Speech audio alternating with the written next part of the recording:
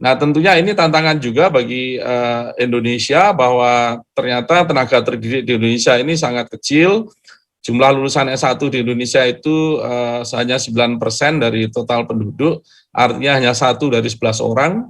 S2 itu hanya 1 dari 250 orang, S3 itu 1 dari 2.500 orang. Jadi ini memang jumlahnya sedikit, kaum terdidik ini jumlahnya sangat elit ya, sedikit, dan harapannya ini menjadi solusi bagi seluruh permasalahan bangsa, menjadi lokomotif bagi majunya kereta api Indonesia untuk terus maju.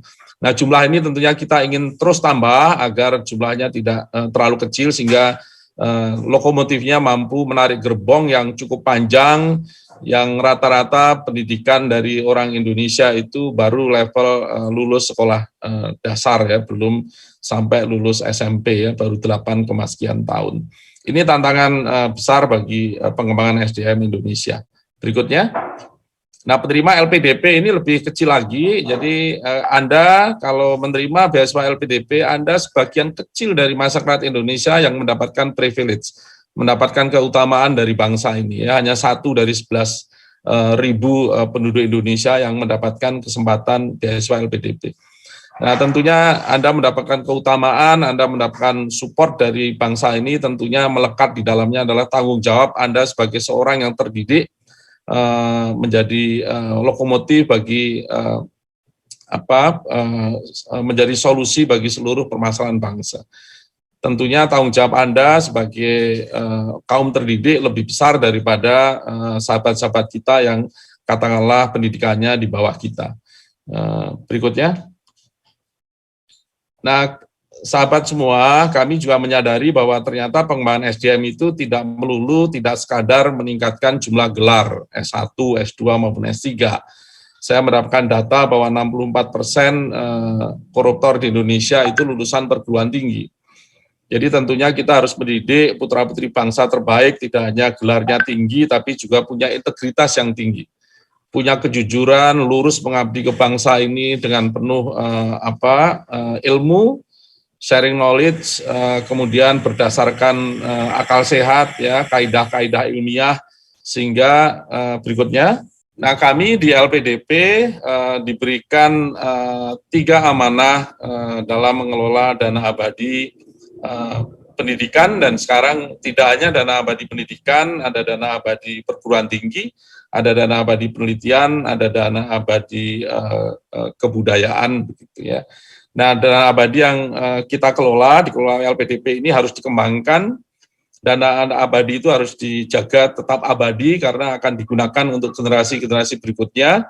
Yang kita akan gunakan untuk pembiayaan beasiswa maupun pembiayaan riset adalah hasil atau bagi hasil dari investasi yang dilakukan atas dana abadi yang tadi jumlahnya sudah mencapai 71 triliun.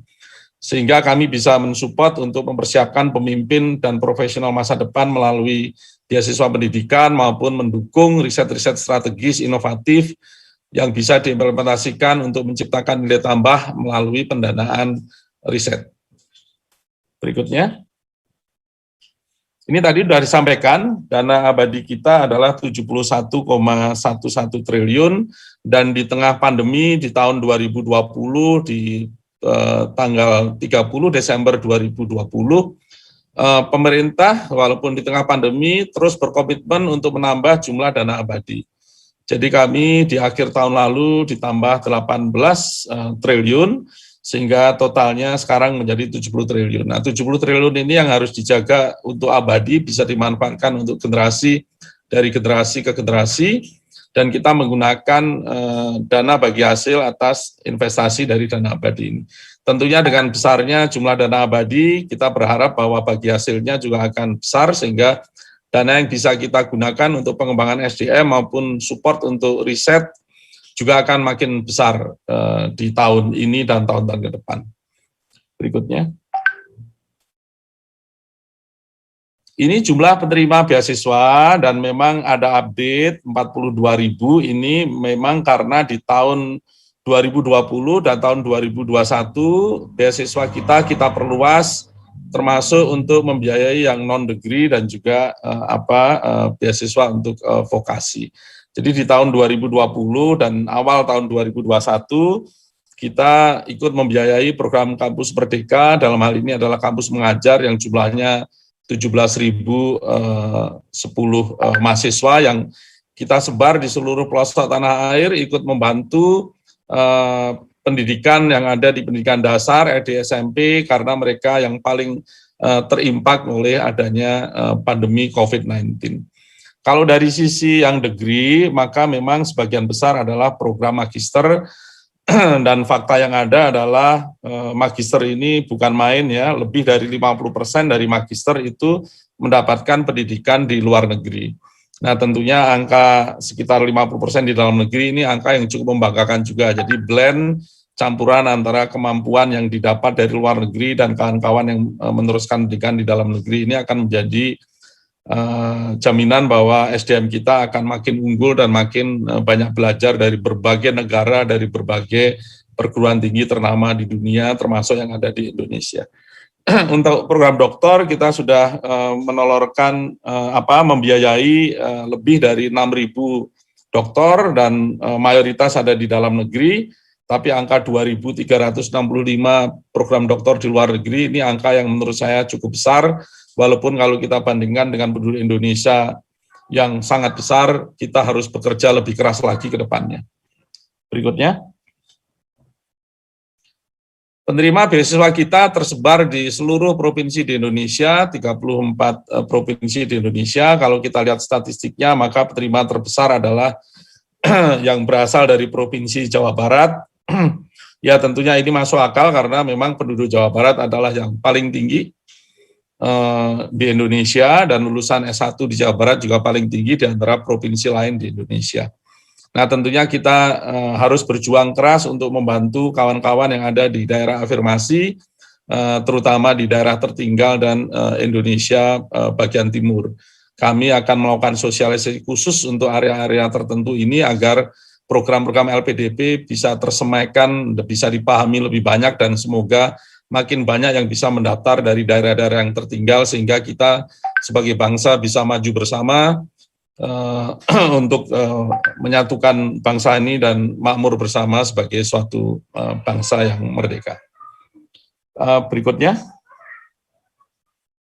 Penerima beasiswa ongoing ada 6.560 tersebar di seluruh benua di dunia, mayoritas ada di Indonesia. Ini angkanya cukup lebih besar daripada biasanya karena selama pandemi beberapa atau banyak sekali mahasiswa kita yang melakukan perkuliahannya lewat daring yang kemudian tinggal di Indonesia. Dan tentunya yang luar negeri yang terbesar adalah ada di Eropa 12%, kemudian ada Australia, Selandia Baru itu hampir 7%, kemudian ada di Amerika Utara dan Asia lainnya 3,86 dan 2,87. Ada juga di Afrika, jadi kita menyebar di seluruh benua di dunia. Setiap anak bangsa ini yang terdidik itu bisa memberikan pencerahan, memberikan terang bagi lingkungan, bukan justru menjerumuskan ke dalam kegelapan. Nah, profil intelektual yang kita inginkan, kaum terdidik yang kita inginkan untuk menjawab kebutuhan bangsa adalah tentunya mereka yang akan kita rekrut adalah memenuhi syarat administrasi. Ya. Ini ada masalah umur, masalah IPK, masalah syarat-syarat administrasi lainnya. Kemudian yang kita ingin rekrut adalah putra-putri terbaik bangsa yang bisa kemudian berkembang, berjejaring di ranah global dan bisa bersaing di antara persaingan global. Ini tentunya masalah bahasa, kita tuntut Anda harus punya kemampuan bahasa yang memadai, terutama dalam hal ini adalah bahasa Inggris. Kemudian yang ketiga adalah penerima beasiswa LPDP diharapkan memiliki kemampuan akademik yang unggul. Ini saya pikir cukup masuk akal ya bahwa Anda akan dikirim untuk kegiatan akademik sehingga diharapkan Anda punya kemampuan tinggi untuk menyelesaikan pendidikannya dengan sebaik-baiknya dan mendapatkan manfaat, menyerap ilmu, knowledge maupun skill, attitude dari dimanapun Anda belajar untuk kemudian bisa Anda sumbangkan untuk kemajuan bangsa ini. Tentunya kita ingin bahwa putra-putri terbaik bangsa ini punya keindonesiaan yang kuat, cinta akan tanah airnya, kemudian kembali ke Indonesia ini untuk mengabdi, memajukan bangsa ini untuk terus maju, sehingga bisa menjadi bangsa yang terpandang di dunia di antara golongan negara-negara maju di dunia. Kemudian kita juga ingin bahwa penerima beasiswa LPDP ini punya jiwa kepemimpinan yang kuat, ya, pantang menyerah, resilient, selalu optimis, ya, berpikir positif, selalu memberikan solusi, punya komunikasi yang bagus, ya, kemampuan komunikasi, kerjasama yang baik, gitu. Ini yang akan kita nilai selama proses seleksi, sehingga kita bisa mendapatkan putra-putri terbaik bangsa dan kemudian ikut dalam rangka memajukan Indonesia.